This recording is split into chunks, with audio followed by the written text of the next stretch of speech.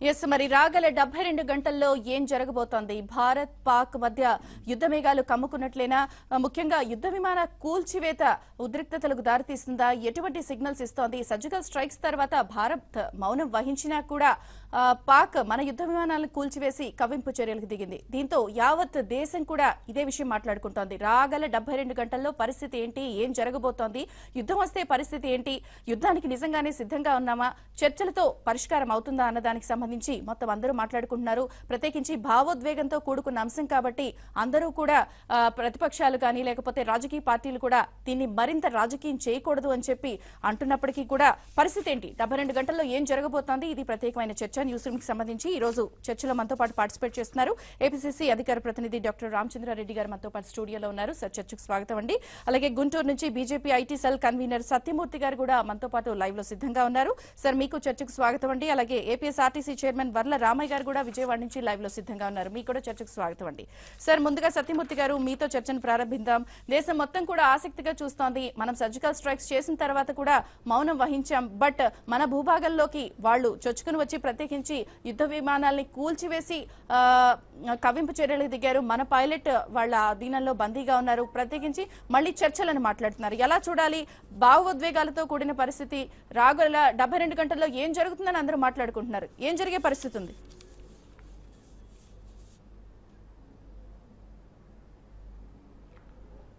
యుద్ధాన్ని ఎవరు కూడా ఏ దేశం కూడా కోరుకోదండి. ఎందుకంటే యుద్ధం వల్ల ఖచ్చితంగా నష్టం వస్తుంది. కాకపోతే ఇక్కడ ఇంకోటి కూడా చూడాలి. మనకు పాకిస్తాన్ వాళ్ళు మనకి దాయాదులు. మహాభారత యుద్ధం సమయంలో కృష్ణుడు అర్జునుడికి ఒక మాట చెప్తాడు. తస్మాత్ ఉత్సిష్ట కౌంతేయ యుద్ధాయ కృత నిశ్చయ అని చెప్పేసి ఆయన చెప్తాడు.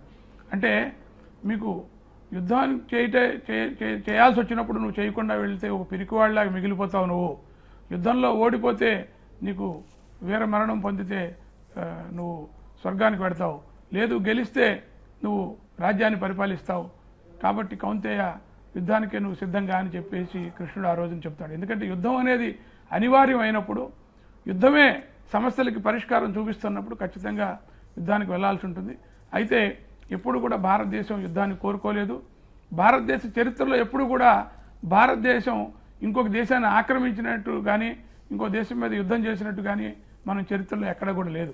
కాబట్టి దురాక్రమణ అనేది ఎప్పుడు కూడా భారతదేశం యొక్క చరిత్రలో కానీ భారతీయుల యొక్క నరనరాల్లో లేదు. కాకపోతే ఈ రోజు ఉన్నటువంటి పరిస్థితి చూస్తే సుమారు 40 సంవత్సరాలుగా, అంతకుముందు 1947 యుద్ధంలో కానీ ఆ తర్వాత కానీ పాకిస్తాన్ మన మీద ఇప్పుడు ఇది 4వ సారి. 4 సార్లు ఇంతకుముందు మనకి 47లో ఒకసారి, 65లో, 71లో, 99లో 4 సార్లు మన మీద యుద్ధానికి వచ్చి మన చేతిలో పరాజయం పొందడం జరిగింది. అయినా కూడా వాళ్ళు ఈ ప్రత్యక్ష యుద్ధం కాకుండా పరోక్ష యుద్ధం మనతో చేస్తున్నారు. వాళ్ళ యొక్క మనుషుల్ని టెర్రరిస్టులుగా మార్చి, మానవ బాంబులుగా మార్చి, సత్యమూర్తి గారు, ప్రత్యేకించి మనం కూడా సర్జికల్ స్ట్రైక్స్ ఏవి జరిగినా కూడా అవి ప్రత్యేకించి మనం డిస్ప్యూటెడ్ ల్యాండ్ లో చేశాం. బట్ మన పుల్వామా దాడి జరిగినప్పుడు 44 జవాన్లను మనం కోల్పోయాం. అయినా కూడా ఎవరు కూడా మాట్లాడలేదు, ఈ విషయానికి సంబంధించి ఖండించలేదు. పాక్ ప్రధాని ఇమ్రాన్ ఖాన్ ప్రూఫ్స్ ఇవ్వండి అని అంటారు. మరొక పక్క ఈ రోజు మన విమానాల్ని మన భూభాగంలోకి వచ్చి కూల్చేశారు. మనం చేసిందేమో పాక్ సమాజంపై కానీ పాక్ ప్రజలపైన కానీ మనం దాడి చేయలేదు, పాక్ ఉగ్రవాద శిబిరాల మీదే చేశామని చెప్పి మనం పదే పదే చెప్తున్నాం. అయినా కూడా మన భూభాగంలోకి వాళ్ళు ఎంటర్ అయ్యి ప్రత్యేకించి మన విమానాన్ని కూల్చివేసి కవ్వింపు చర్యలకు దిగి మళ్ళీ చర్చలంటాం. ఎలా చూడాలి దీన్ని?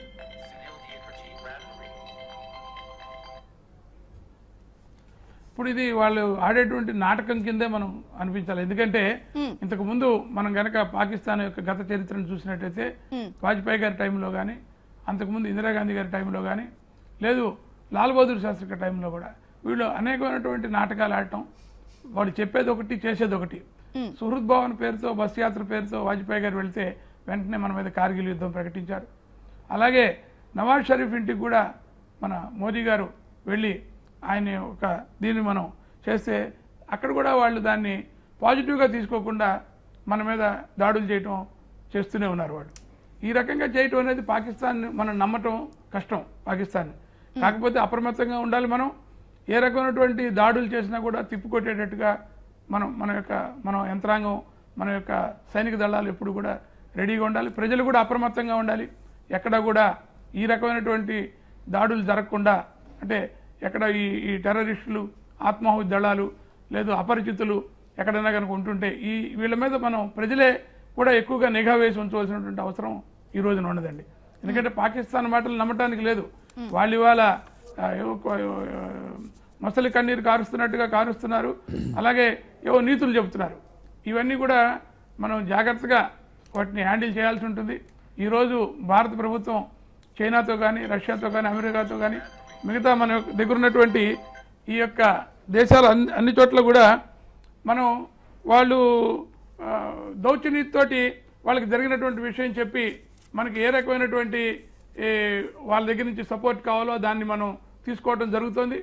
కాబట్టి దీన్ని మనం ఏ రకంగానూ కూడా నమ్మటానికి లేదు. అలా అని చెప్పేసి వాళ్ళ చర్చలకు రమ్మంటే ఫస్ట్ వాళ్ళు ముందు మన కసపప్పుడు చూసాం, మీరు మాకు ఆధారాలు ఇవ్వండి, మేము యాక్షన్ తీసుకుంటా ఉన్నారు. ముఖ్యంగా వాళ్ళు మసూద్ అజర్ని మనకు అప్పగించి, ఎవరెవరైతే దావూద్ ఇబ్రహీంని మనకు అప్పగించి వాళ్ళ చిత్తశుద్ధిని నిరూపించుకుంటే ఖచ్చితంగా మనం చర్చలు చేయొచ్చు. అక్కడ ఉన్నటువంటి ఎవరైతే ఆ గడ్డ మీద నుంచి ఈ యొక్క మన దేశం మీదకి ఉగ్రదాడులు చేయించి వెనకాల నుండి చేయిస్తున్నారో వాళ్ళని కనుక మనకు అప్పచెప్తే వాళ్ళ చిత్తశుద్ధిని నిరూపించుకుంటే ఖచ్చితంగా మనం చర్చలకు వెళ్ళొచ్చు. అందాక మనం చర్చలకు వెళ్ళడం అనేది అది అంత సమంజసమైన విషయం కాదు. వాళ్ళు చెప్పేటువంటి ఈరోజు చెప్పేటువంటి కల్లబొల్లి కబుర్లు మేము చర్చలకు సిద్ధంగా ఉన్నాం, మీరు ఆధారాలు చూపించండి. కసబు పాకిస్తానీయుడు, ఇంకా అంతకంటే ఆధారం ఏం కావాలి? కానీ ఏం యాక్షన్ తీసుకున్నారు వాళ్ళు?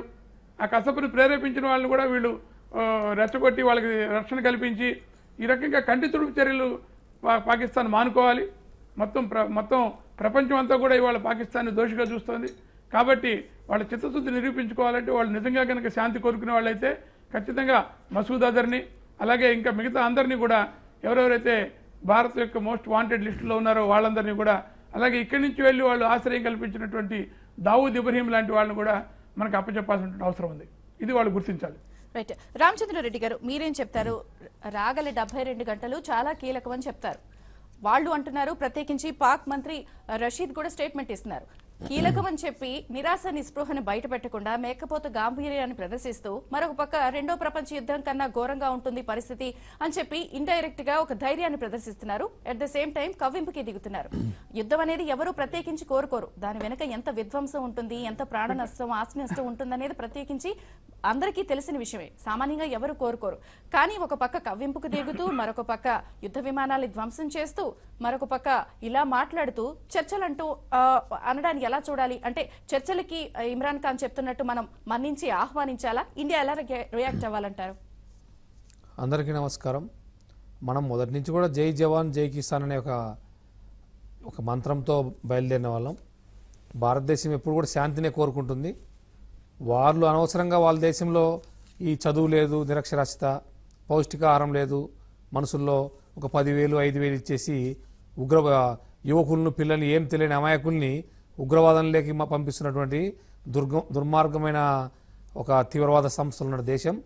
ఆ దేశంకి నియమాలు ఏం లేవు. ప్రజలు మంచివాళ్ళే, కానీ అక్కడ ప్రజల కంటే కూడా ప్రజలు చేయగలిగింది ఏం లేదు. అక్కడ ఈ తీవ్రవాద స్థావరాలు ఎక్కువ ఉంటాయి కాబట్టి వాళ్ళ ఆధీనం నడుస్తుంటాయి. మనం ముందుగా మన త్రివిధ దళాలకి ముందున్న పని ఏంటంటే మన అదృశ్యమైన పైలట్ని తీసుకురావాలి. ఫస్ట్ మనం ఏదైతే అవసరం వస్తే ఇంకా 4 సర్జికల్ స్ట్రైక్ చేసినా మన పైలట్ని తీసుకురావాల్సిన అవసరం ఉంది. ఎందుకంటే వాళ్ళు చేస్తున్నది, మొదటగా దాడి చేసింది వాళ్ళ స్థావరాల మీద తిరిగి దాడి చేయడం మన బాధ్యత. పాకిస్తాను కనీసము వాళ్ళకి చేయాల్సిన పనులు చేసుకోకుండా ఎప్పుడు భారతదేశం మీదే కన్నేసించడం కూడా కరెక్ట్ కాదు. వాళ్ళు ఏదో కవ్వింపు చేసినంత మాత్రాన, వాళ్ళు ఏదో తీవ్రంగా ఖండించినంత మాత్రాన. ఇమ్రాన్ ఖాన్ ఒక ప్లేయరు, అతనిలో ఒక ప్లేయర్ స్ఫూర్తి కూడా కనపడడం లేదు. ఇమీడియట్గా అతను మొన్న జరిగిన ఇన్సిడెంట్కి క్షమాపణ చెప్పి చర్చలకు రావాలి, అతను రావాలి చర్చలకు. కానీ అతనేదో మేకపోతే 72 గంటలు ఏమైతే 72 గంటల్లో భారతీయులు ఎప్పుడు కూడా సిద్ధంగానే ఉంటారు. ఇంటికి 10,000 కూడా జమ చేసుకొని సిద్ధంగా ఉంటారు. మన వాళ్ళ మనసులో ఏముందంటే అవసరం వస్తే ఇంట్లో ఉన్న బంగారం అమ్మేనే సిద్ధంగా దేశ రక్షణ కోసం నిలబడేటువంటి పౌరులున్న గడ్డ కాబట్టి పాకిస్తాన్ వాటికి ఏం లేదు. మొదటగా మనకు ఏదైతే అదృశ్యమైన పైలట్ని ప్రభుత్వం రక్షించే దానికోసం చర్యలు చేపట్టాలా, ఆ పైలట్ని తీసుకురావాలా. ఆ తర్వాతే చర్చలు కానీ ఇంకోటి కానీ జరుగుతాయి. కానీ మన సైనికుడిని ఒకరిని బందీగా పెట్టుకొని వాళ్ళు రకరకాల చర్చలు చెప్తారు. ఎట్లా దొరికినటువంటి సైనికుడిని ఇబ్బంది పెట్టడం, భౌతిక దాడులు చేయడం అనేది యుద్ధ నీతి కూడా కాదు. అసలు పాకిస్తాన్ అనేది ఆ దేశం కూడా మనకు బాధ అనిపిస్తుంది. ఎందుకంటే గతంలో వాళ్ళు కూడా మన సోదరులే, కలిసి ఉన్నాం దయాదులు అని చెప్పుకుంటాం కాబట్టి మనమంతా అన్నదమ్ములం విడిపోయాం. వాళ్ళకున్న నీతి ఏంటంటే మనం ఎంతసేపు ఉన్నా వాళ్ళు కసబ్కి చనిపోయే ముందు రోజు కూడా, ఉరి తీసేంత వరకు ముందు రోజు కూడా మంచి పౌష్టికాహారం పెట్టి మంచి మర్యాద చేశారు. ఒక్క నిమిషం అండి, మనం డిస్కషన్ కంటిన్యూ చేద్దాం.